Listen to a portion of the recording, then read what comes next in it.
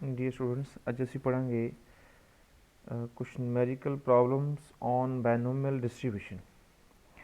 ਬਾਇਨੋਮੀਅਲ distribution ਨੂੰ ਅਸੀਂ fit ਕਿਵੇਂ ਕਰਦੇ ਹਾਂ ਕਿਸੇ ਗਿਵਨ ਡਾਟਾ ਦੇ ਉੱਪਰ, ਅਤੇ ਕੁਝ numerical ਪ੍ਰੋਬਲਮ ਜੋ ਦਿੱਤੀਆਂ ਹੋਈਆਂ ਨੇ ਸਾਡੇ ਸਿਲੇਬਸ ਦੇ ਵਿੱਚ ਉਹਨੂੰ ਅਸੀਂ ਸੋਲਵ ਕਿਵੇਂ ਕਰਾਂਗੇ। ਫॉर एग्जांपल ਸਾਡੇ ਕੋਲ ਇੱਕ ਡਾਟਾ ਹੈ। This data shows the number of seeds germinating out of 10 on DEM filter for 80 sets of seeds. Fit a binomial distribution to this data। ਸਾਡੇ ਕੋਲ 10 ਸੀਡ ਦੀ ਜਰਮੀਨੇਟਿੰਗ ਦਾ ਡੇਟਾ ਹੈ। ਅਸੀਂ ਵੇਰੀਏਬਲ x ਲੈਣੇ ਹਨ ਨੰਬਰ ਆਫ ਸੀਡਸ, ਤੇ y ਹੈ distribution germination. ਤਾਂ ਪਹਿਲੇ ਸੈੱਟ ਵਿੱਚ 6, 1 ਦੇ ਕੋਰਸਪੋਂਡਿੰਗ ਹੈ 20, 2 ਦੇ ਕੋਰਸਪੋਂਡਿੰਗ ਹੈ 28 ਐਂਡ ਸੋ ਔਨ। ਤਾਂ ਅਸੀਂ ਇਸ ਨੂੰ ਬਾਇਨੋਮੀਅਲ ਡਿਸਟ੍ਰੀਬਿਊਸ਼ਨ ਫਿਟ ਕਰਨੀ ਹੈ। ਤਾਂ ਸਭ ਤੋਂ ਪਹਿਲਾਂ ਅਸੀਂ ਇਸ ਨੂੰ ਟੈਬਲੇਟ ਕਰਾਂਗੇ, ਟੇਬਲ ਦੀ ਫਾਰਮ 'ਚ ਲਿਖਾਂਗੇ। ਇਹ ਸਾਡੇ ਕੋਲ x ਹੈ, x ਦੇ ਨਾਲ ਜਿਹੜਾ y ਵੇਰੀਏਬਲ ਸਾਡਾ ਫ੍ਰੀਕੁਐਂਸੀ ਹੈ, ਕਿੰਨੇ ਨੰਬਰ ਆਫ ਸੀਡਸ ਜਿਹੜੇ ਹੈ ਜਰਮੀਨੇਟ ਕੀਤੇ ਨੇ। ਤਾਂ 6, 20, 28 ਸਾਡੀ ਇਹ ਫ੍ਰੀਕੁਐਂਸੀ ਹੈ। ਸਭ ਤੋਂ ਪਹਿਲਾਂ ਅਸੀਂ ਮੀਨ ਕੱਢਾਂਗੇ, ਕਿਉਂਕਿ ਬਾਇਨੋਮੀਅਲ ਡਿਸਟ੍ਰੀਬਿਊਸ਼ਨ ਦੇ ਵਿੱਚ ਮੀਨ ਦੀ ਬਹੁਤ ਹੀ ਇੰਪੋਰਟੈਂਸ ਹੈ। ਤਾਂ ਮੀਨ ਕਿਵੇਂ ਕੱਢਾਂਗੇ ਅਸੀਂ, f ਇੰਟੂ x ਮਲਟੀਪਲਾਈ ਕਰਾਂਗੇ ਸਮੇਸ਼ਨ ਐਫ ਐਕਸ।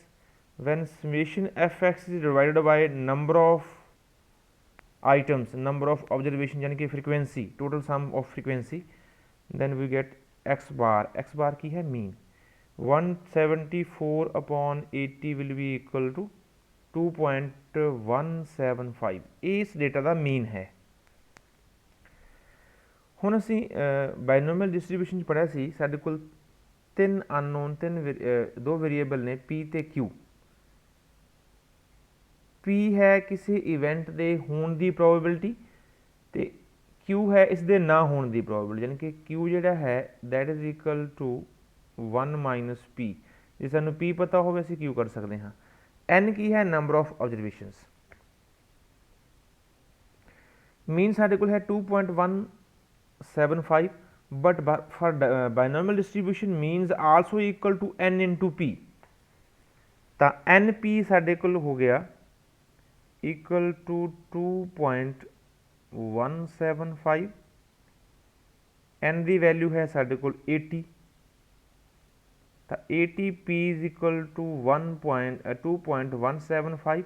इतों p की वैल्यू आ जाएगी, p आ जाएगी 174 अपॉन 800।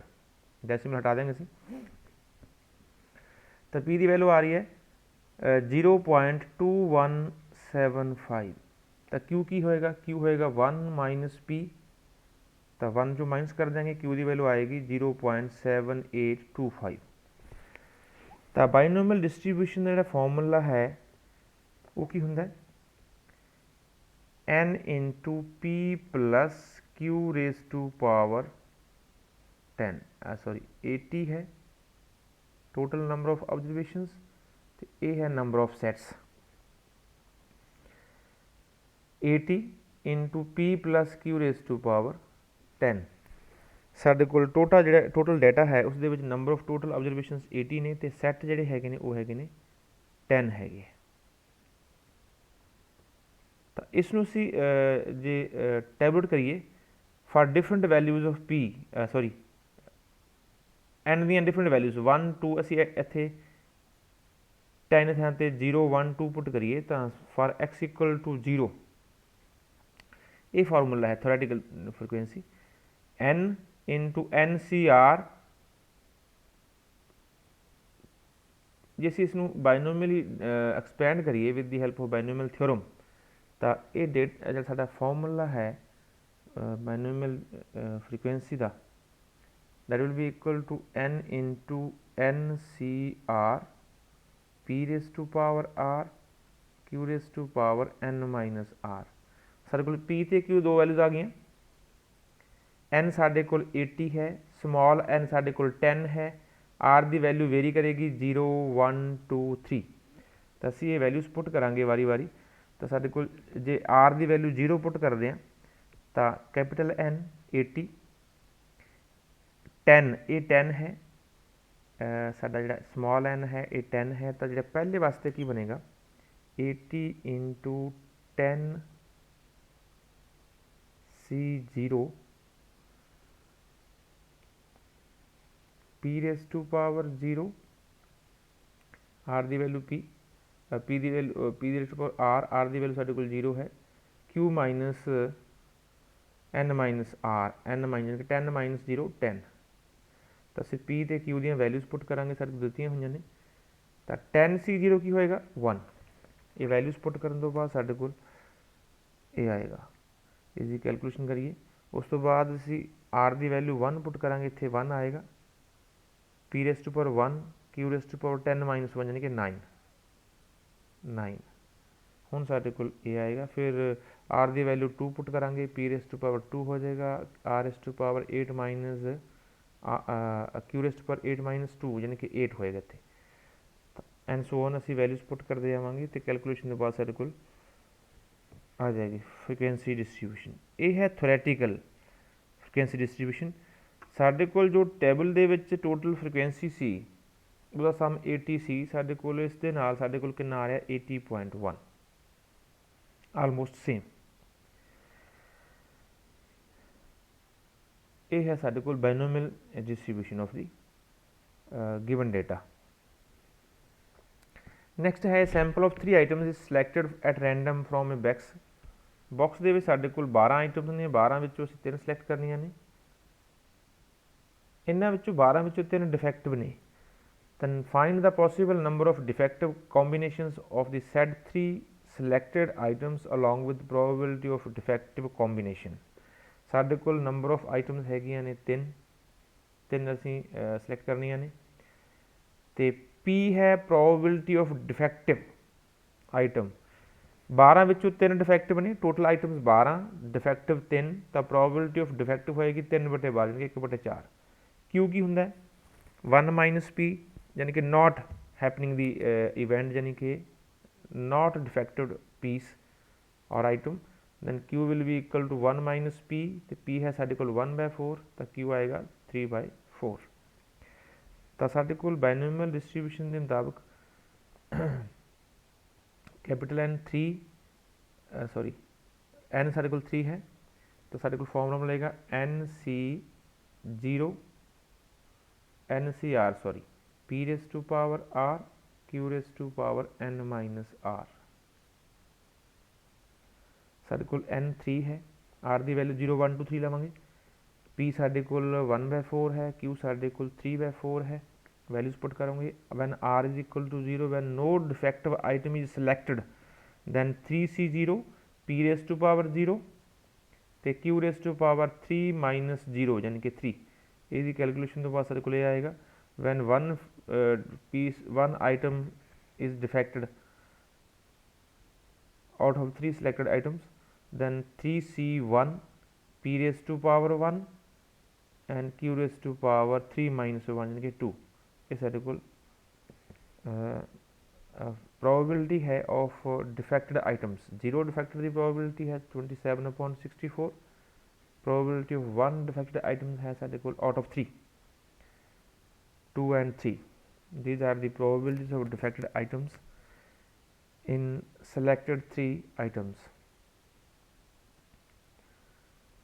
Next एक एग्जाम्पल है जिस ਵਿੱਚ ਆਪਾਂ ਕਿਸੇ ਸਰਟਨ ਮਸ਼ੀਨ ਦੁਆਰਾ ਜਿਹੜੇ ਸਕਰੂ ਪ੍ਰੋਡਿਊਸ ਕੀਤੇ ਨੇ ਉਹਨਾਂ ਨੂੰ ਐਗਜ਼ਾਮਿਨ ਕਰਨ ਤੋਂ ਬਾਅਦ ਅਸੀਂ ਨੰਬਰ ਆਫ ਡਿਫੈਕਟਿਵ ਜਿਹੜੇ ਆਈਟਮਸ ਜਾਂ ਸਕਰੂਜ਼ ਹੈਗੇ ਨੇ ਉਸ ਦੀ ਗਿਣਤੀ ਹੈ। टोटल सैंपल है 128 का, 0 डिफेक्टिव 7 ने, यानी कि सैट जोड़ा है उस डिफेक्टेड पीस किन्ने ने 6, 2 डिफेक्टेड वाले 29 है एंड सो ऑन। तो टोटल सैंपल जोड़े है ने 128 ने, उन्होंने अलग अलग डिफेक्टेड पीस की जी है फ्रीकुएंसी दी हुई है। तो असी बाइनोमियल डिस्ट्रीब्यूशन फिट करनी है। If the chance of machine being defective is 1/2 यानी कि डिफेक्टिव होने की प्रोबेबिलिटी जी 1/2 है। टोटल नंबर ऑफ सैंपल्स है ने 128 एंड एक sample they number of items हैगे ने 7, तो डिफेक्टिव होने की प्रोबेबिलिटी जी पी की वैल्यू है दैट इज इक्वल टू 1/2, तो क्यू कितना होएगा 1 माइनस पी यानी कि 1 माइनस 1/2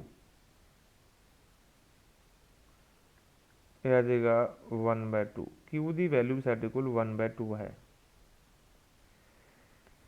तो P plus Q raise to power n ये है साढ़े को बाइनोमियल डिस्ट्रीब्यूशन। इनू असीं with the help binomial theorem expand करिए तो C7C0 P raise to power 7 Q raise to power 7 minus 0, 7C1 P raise to power 6 Q raise to power 7 minus 1 यानी कि 1 होएगा साडा एंड सो ऑन। तो ये साडे कोल प्रोबेबिलिटी डिस्ट्रीब्यूशन है of the given data. Next है इस डेटा तो आप देखिए ये साडे डिफरेंट सैट की फ्रीकुएंसी आ जाएगी, जिमें इस दे विच साडे कोल 1 है, ये 7 आ रही है, second third they which 27 34 and so on. तो हुण इसका असीं मीन कढीए तो मीन की हुंदा है NPQ, N है नंबर ऑफ ऑब्जरवेशनस आइटम्स, तो P है साडे कोल probability of happening the event, Q है साडे कोल not happening the event. P ते Q साडे कोल दोनों ही हाफ हाफ ने, P की वैल्यू हाफ है, Q की वैल्यू साडे कोल हाफ है। N है साडे कोल 7, तो वैल्यूज पुट करिए असी N7 हाफ, ये मीन हो गया N इंटू P।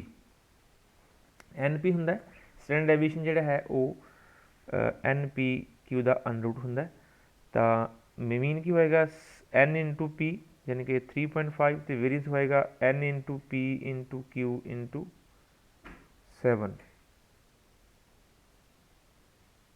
इसकी वैल्यूज करेक्शन तो बाद साडे कोल वेरियंस ते स्टैंडर्ड डेविएशन आ जाएगी। तो ऐसी कुछ प्रॉब्लम्स जिस असीं बाइनोमियल डिस्ट्रीब्यूशन यूज़ किया, तो इस नाल रिलेटेड कुछ होर प्रॉब्लम की थोड़ी बुक्स दित्तियां हुई ने, तुसीं वो सॉल्व करनियां ने।